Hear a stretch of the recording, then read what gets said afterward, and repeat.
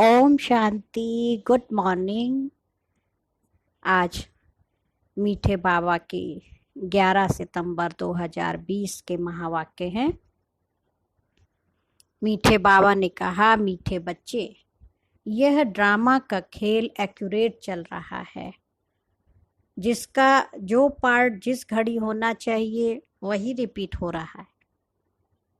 यह बात यथार्थ रीति समझना है। प्रश्न है, तुम बच्चों का प्रभाव कब निकलेगा और अभी तक किस शक्ति की कमी है? उत्तर है, जब योग में मजबूत होंगे तब प्रभाव निकलेगा। अभी वह जौहर नहीं है। याद से ही शक्ति मिलती है। ज्ञान तलवार में याद का जौहर चाहिए, जो अभी तक कम है। अगर अपने को आत्मा समझ बाप को याद करते रहो तो बेड़ा पार हो जाएगा।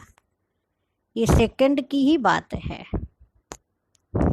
ओम शांति। रूहानी बच्चों को रूहानी बाप बैठ समझाते हैं। रूहानी बाप एक को ही कहा जाता है, बाकी सब हैं आत्माएं, उनको परमात्मा कहा जाता है। बाप कहते हैं मैं भी आत्मा है ना, मैं भी आत्मा हूँ, परंतु मैं परम सुप्रीम सत्य हूँ। मैं ही पतित पावन ज्ञान का सागर हूँ। बाप कहते मैं आता ही हूँ भारत में बच्चों को विश्व का मालिक बनाने। तुम ही मालिक थे ना, अब स्मृति आई है। बच्चों को स्मृति दिलाते हैं, तुम पहले पहले सतयुग में आए, फिर पार्ट बजाते 84 जन्म भोग, अब पिछाड़ी में आ गए हो। तुम अपने को आत्मा समझो। आत्मा विनाशी है और शरीर विनाशी है। आत्मा ही देह के साथ आत्माओं से बात करती है। आत्मा अभिमानी होकर नहीं रहते हैं तो जरूर देह अभिमान है। मैं आत्मा हूँ ये सब भूल गए हैं। कहते भी हैं पाप आत्मा, पुण्य आत्मा, महान आत्मा, वह फिर परमात्मा तो बन नहीं सकते। बाबा ने कहा कोई भी अपने को शिव नहीं कह सकते हैं, क्योंकि शरीर से ही पार्ट बजाना होता है। तो मनुष्य फिर शरीर के भान में आ जाते हैं, मैं फलाना हूँ। अभी समझते हैं हाँ मैं आत्मा हूँ, हमने 84 का पार्ट बजाया है। अभी हम आत्मा को जान गया हूँ। हम आत्मा सतो प्रधान थी, फिर अभी तमो प्रधान बनी हूँ। बाप आते ही तब है जब सब आत्माओं पर कट लगी हुई है। जैसे सोने में खाद पड़ती है ना, तुम पहले सच्चा सोना हो, फिर चांदी, फिर तांबा, फिर लोहा पड़कर तुम बिल्कुल काले हो गए, है ना। आत्मा में खाद पड़ती गई, कहाँ डायमंड एज, फिर गोल्डन एज, फिर कॉपर, फिर आपकी सिल्वर एज, फिर कॉपर एज, फिर आयरन एज, और अभी तो एकदम ही देखो मुलम्मा जैसी बन गई। आत्मा की वैल्यू कम होती जा रही है। यह बात और कोई समझा ना सके। सब कह देते आत्मा निर्लेप है। निर्लेप माना जिसपे कोई लेप छेप ना चढ़े, नॉन स्टिक, जैसे तवा कढ़ाई होते। लेकिन यहाँ तो चढ़ता है ना। जरा सा कोई कुछ कह देता तो कितना लगता है। कई वर्षों की पुरानी बातें भी आज तक नहीं भूल पाते हैं, तो कितना फिर चिपका। तो निर्लेप कहाँ हुई, है ना। तो गलत कह दिया ना, आत्मा निर्लेप है। खाद कैसे पड़ती ये भी बाप ने समझाया है बच्चों को। बाप कहते हैं मैं आता ही भारत में हूँ, जब बिल्कुल तमो प्रधान बन जाते हैं तब आता हूँ। एक्यूरेट टाइम पर आते हैं। जैसे ड्रामा में एक्टर खेल चलता है, एक्यूरेट खेल चलता है ना। जो पार्ट जिस घड़ी होना होगा उस समय फिर रिपीट होगा, उसमें जरा भी फर्क नहीं पड़ सकता। अब वो है हद का ड्रामा, ये है बेहद का ड्रामा। ये सब बहुत महीन समझने की बातें हैं। बाप कहते तुम्हारा जो पार्ट बजा वह ड्रामा अनुसार। कोई भी मनुष्य मात्र न रचयिता को न रचना के आदि मध्य अंत को जानते हैं। ऋषि मुनि भी नेति नेति करते गए, हाँ हम नहीं जानते नहीं जानते। अब तुमसे कोई पूछे रचयिता और रचना के आदि मध्य अंत को जानते हो, तो तुम झट कहेंगे हाँ, सो भी तुम सिर्फ अभी ही जान सकते हो, फिर कभी नहीं। बाबा ने समझाया है, तुम ही मुझ रचयिता और रचना के आदि मध्य अंत को जानते हो। अच्छा, ये लक्ष्मी नारायण का राज्य कब होगा? ये भी नहीं जानते हैं। इनमें कोई ज्ञान नहीं। ये तो वंडर है ना, लक्ष्मी नारायण खुद कैसे जानेंगे कब से राज्य हुआ? तुम कहते हो हमारे में ज्ञान है, ये भी तुम समझते हो। बाप का पार्ट ही एक बार का है। तुम्हारी एम ऑब्जेक्ट ही है लक्ष्मी नारायण बनने की। बन गए फिर तो पढ़ाई की दरकार ही नहीं रहेगी। बैरिस्टर बन गया सो बन गया। बाप जो पढ़ाने वाला है उनको याद तो करना चाहिए। तुमको सब सहज करके दिया है। बाबा बार बार तुम्हें कहते हैं, पहले अपने को आत्मा समझो। मैं बाबा का हूँ। पहले तुम नास्तिक थे, अभी फिर आस्तिक बने हो। इन लक्ष्मी नारायण ने भी आस्तिक बनकर ही ये वर्षा लिया है जो अभी तुम ले रहे हो। अभी तुम आस्तिक बन रहे हो। आस्तिक नास्तिक ये अक्षर इस समय के हैं, वहाँ ये अक्षर नहीं होंगे। हाँ, सत्य में थोड़े कहेंगे नास्तिक हैं या आस्तिक हैं, पूछने की बात ही नहीं हो सकती वहाँ तो। यहाँ प्रश्न उठते हैं तब पूछते हैं, रचयिता और रचना को जानते हो? तो कह देते नहीं। बाप ही आकर अपना परिचय देते हैं और रचना के आदि मध्य अंत का राज भी समझाते हैं। देखो बाबा कितना बच्चों को समझाते प्यार से। बाप है बेहद का रचयिता है, मालिक है। बच्चों को समझाया गया है और धर्म स्थापक भी यहाँ जरूर आते हैं। तुमको साक्षात्कार कराया था। इब्राहिम, क्राइस्ट आदि कैसे आते हैं? वह तो पिछाड़ी में जब बहुत आवाज निकलेगा तब आएंगे। बाप कहते, बच्चे देह सहित देह के सब धर्मों को त्याग मुझे याद करो। देह के सब संबंध जो भी हैं, देह के धर्म, हिंदू है, मुसलमान है, सिख है, ईसाई है, बाबा के सब बुद्धि से त्यागो और एक शिव बाबा को याद करो। अभी तुम सम्मुख बैठे हो, अपने को देह नहीं समझना है। मैं आत्मा हूँ। अपने को आत्मा समझ बाप को याद करते रहो तो बेड़ा पार हो जाएगा। सेकंड की बात है, मुक्ति में जाने के लिए ही भक्ति आधा कल्प करते हैं, लेकिन कोई भी आत्मा वापस जा नहीं सकती। 5000 वर्ष पहले भी बाप ने ये समझाया था, अभी भी समझाते हैं। श्री कृष्ण ये बातें समझा नहीं सकते, उनको बाप भी नहीं कहेंगे। श्री कृष्ण तो खुद ही छोटा बच्चा है, लड्डू गोपाल, उनको कोई कैसे बाप कहेगा? हाँ, बाप है लौकिक, अलौकिक और पारलौकिक। तो हद का जो शरीर के माता पिता वो लौकिक हुए, और बेहद का बाप जो आत्मा का परलोक में रहने वाला पारलौकिक बाप है ना। और ये एक है संगम युगी वंडरफुल बाप, ब्रह्मा बाबा को बाबा कह रहे, इनको अलौकिक बाप कहा जाता है।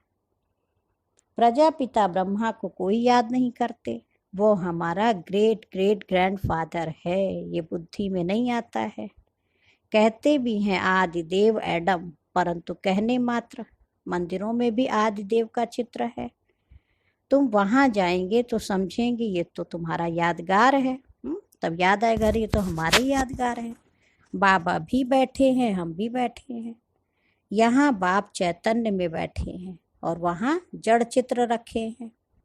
ऊपर में स्वर्ग भी ठीक है। जिन्होंने मंदिर देखा है वो जानते हैं कि बाबा हमको अब चैतन्य में राजयोग सिखा रहे हैं, फिर बाद में मंदिर बनाते हैं।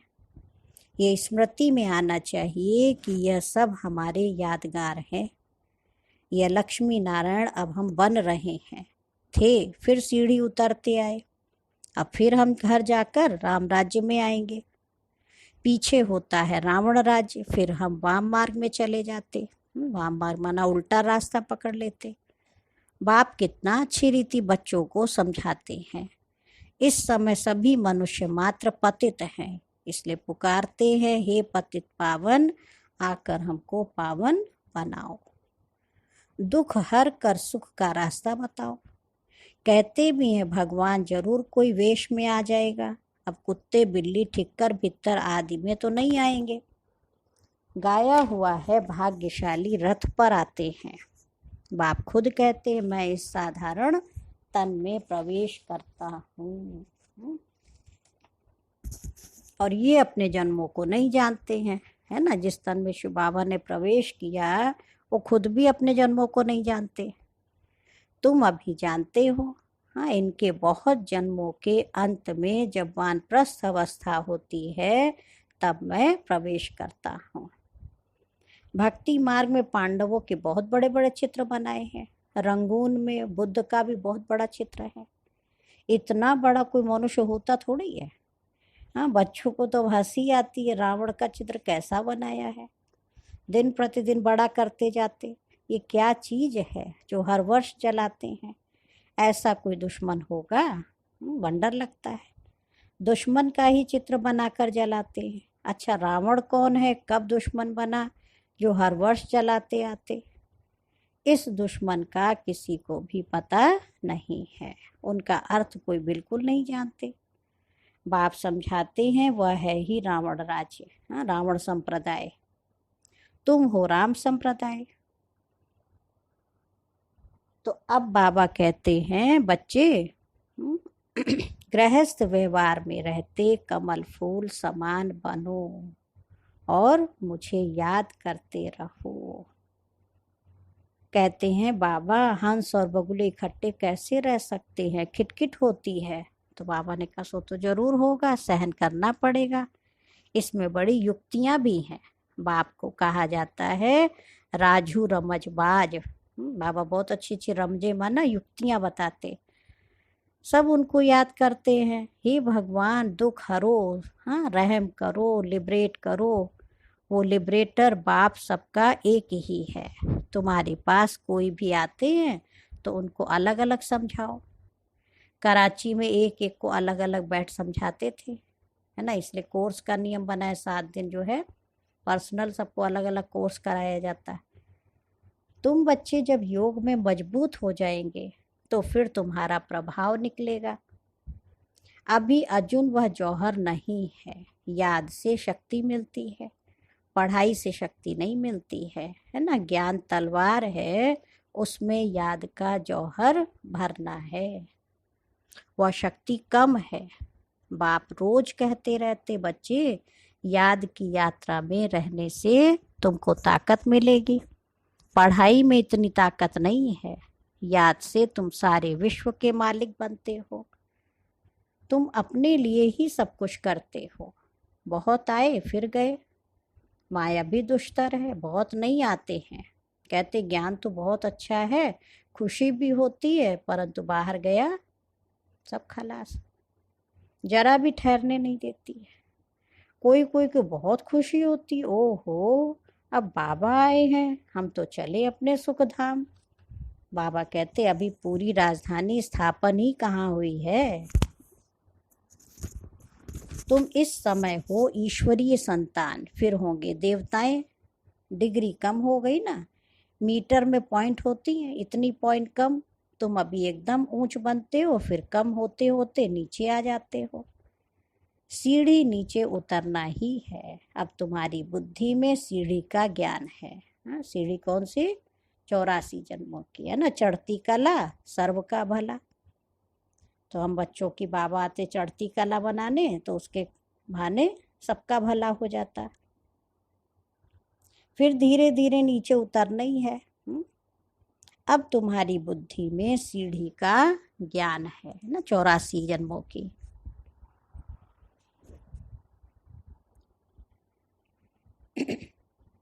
तो बाबा कह रहे शुरू से लेकर इस चक्र को अच्छी रीति समझना है। इस समय तुम्हारी चढ़ती कला होती क्योंकि बाप साथ में है। ईश्वरीय, बाबा ने कहा ईश्वर जिसको मनुष्य सर्वव्यापी कह देते हैं, वह बाबा मीठे मीठे बच्चे कहते रहते हैं और बच्चे फिर बाबा बाबा कहते रहते हैं। बाबा हमको पढ़ाने आए हैं। आत्मा पढ़ती है, आत्मा ही कर्म करती है। हम आत्मा शांत स्वरूप हूँ। इस शरीर द्वारा कर्म करती हूँ। अशांत अक्षर ही तब कहा जाता है जब दुख होता है, बाकी शांति तो हमारा स्वधर्म है। बहुत कहते मन की शांति, अरे आत्मा तो स्वयं शांत स्वरूप है, उनका घर ही है शांति धाम। तुम अपने को भूल गए हो, तुम तो शांति धाम के रहने वाले थे, शांति वहाँ ही मिलेगी। आजकल कहते एक राज्य एक धर्म, एक भाषा, एक भाषा हो एक धर्म, one cast one religion one God. अब गवर्नमेंट लिखती भी वन गॉड है, फिर सर्वव्यापी क्यों कहते हैं? वन गॉड तो कोई मानता ही नहीं है। तो अब तुमको फिर ये लिखना है ना, लक्ष्मी नारायण का चित्र बनाते ऊपर में लिख दो, सतयुग में जब इन्हों का राज्य था तो one god one deity religion था, एक धर्म था, एक राज्य था, एक भाषा, सब एक था। परंतु मनुष्य कुछ समझते नहीं हैं, अटेंशन नहीं देते। अटेंशन उनका जाएगा जो हमारे ब्राह्मण कुल का होगा, और कोई नहीं समझेंगे। इसलिए बाबा कहते अलग अलग बिठाओ फिर समझाओ। फार्म भराओ तो मालूम पड़ेगा, क्योंकि कोई किसको मानने वाला होगा, कोई किसको मानने वाला होगा, और सबको इकट्ठा कैसे समझाएंगे? सब अपनी अपनी बातें सुनाने लग पड़ेंगे। तो पहले पहले पूछना चाहिए कहाँ आए हो। अच्छा, बीके का नाम सुना है? प्रजापिता ब्रह्मा तुम्हारा क्या लगता है? कभी नाम सुना है? बाबा देखो सिखा रहे कैसे नए आते उनको समझाओ। तुम प्रजापिता ब्रह्मा की संतान नहीं हो क्या? हम तो प्रैक्टिकल में हैं, हो तुम भी, परंतु समझते नहीं हो। तो बाबा कह रहे समझाने की बच्चों में ये बड़ी युक्ति चाहिए। अच्छा, मीठे मीठे सिक्के लधे बच्चों प्रति माता पिता बाप दादा का याद प्यार और गुड मॉर्निंग। रूहानी बाप की रूहानी बच्चों को नमस्ते। हम रूहानी बच्चों की रूहानी बाप दादा को याद प्यार नमस्ते और गुड मॉर्निंग। शुक्रिया बाबा, शुक्रिया, बेहद दिल से मीठे बाबा का शुक्रिया। धारणा के लिए मुख्य सार है मुरली का। फर्स्ट पॉइंट है, मंदिरों आदि को देखते सदा यह स्मृति रहे कि ये सब हमारे ही यादगार हैं। अब हम ऐसा लक्ष्मी नारायण बन रहे हैं। सेकंड पॉइंट है, गृहस्थ व्यवहार में रहते कमल फूल समान रहना है। हंस और बगुले साथ हैं तो बहुत युक्ति से चलना है, सहन भी करना है। वरदान है बाबा का, माया के बंधनों से सदा निर्बंधन रहने वाले योग युक्त बंधन मुक्त भव। बाबा ने कहा बंधन मुक्त की निशानी है सदा योग युक्त। योग युक्त बच्चे जिम्मेवारियों के बंधन व माया के बंधन से मुक्त होंगे, मन का भी बंधन ना हो, है ना। कई बार सब फ्री है, कोई मना नहीं कर रहा क्लास में जाने के लिए, लेकिन अपने ही मन का बंधन है, नहीं आज नहीं जाएंगे कल जाएंगे, है ना। लौकिक जिम्मेवारी तो खेल है, इसलिए डायरेक्शन प्रमाण खेल की रीति से हंस कर खेलो तो कभी छोटी छोटी बातों में थकेंगे नहीं। अगर बंधन समझते हो तो तंग होते हो, क्या क्यों का प्रश्न उठता है, लेकिन जिम्मेवार बाप है और आप निमित्त हो। इस स्मृति से बंधन मुक्त बनो तो योग युक्त बन जाएंगे।